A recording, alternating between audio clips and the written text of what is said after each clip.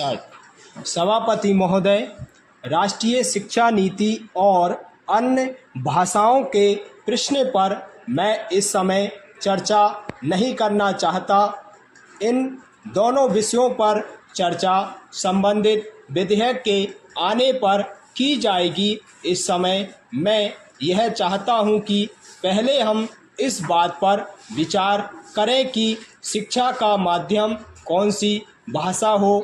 मेरे विचार में शिक्षा के हित में इस बात की अत्यंत आवश्यकता है कि अपने देश में मातृभाषा को शिक्षा का माध्यम बनाया जाए।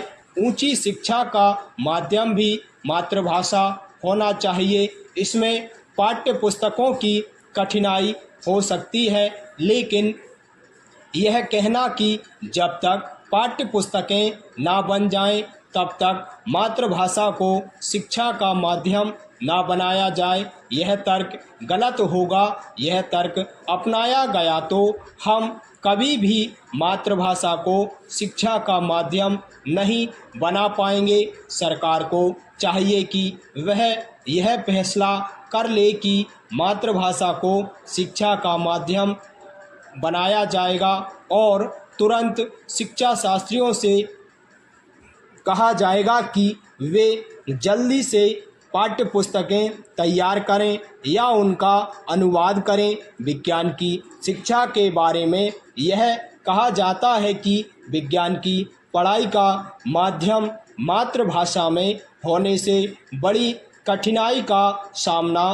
करना पड़ेगा। मैं इस बात को नहीं मानता। मैं तो यह मानता हूँ कि मातृभाषा में विज्ञान की शिक्षा देना आसान है। समाजशास्त्र की शिक्षा को मातृभाषा के माध्यम से सिखाने में शायद कुछ समय लगे, उसकी पाठ्य पुस्तकें बनाने में शायद कुछ समय लगे, लेकिन विज्ञान की पढ़ाई के बारे में यह बात नहीं कही जा सकती। विज्ञान के फॉर्मूले ज्यों के त्यों रखे जा सकते हैं, उन्हें तो केवल मातृभाषा में समझाना है।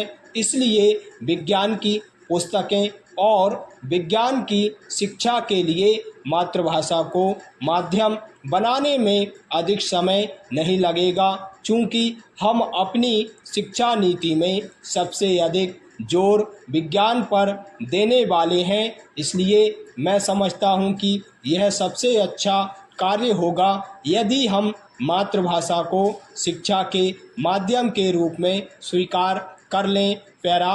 सभापति महोदय, शिक्षा आयोग ने अपनी रिपोर्ट में एक बहुत अच्छी बात कही है और वह यह कि हमें अपनी शिक्षा में विज्ञान को अधिक महत्व देना होगा।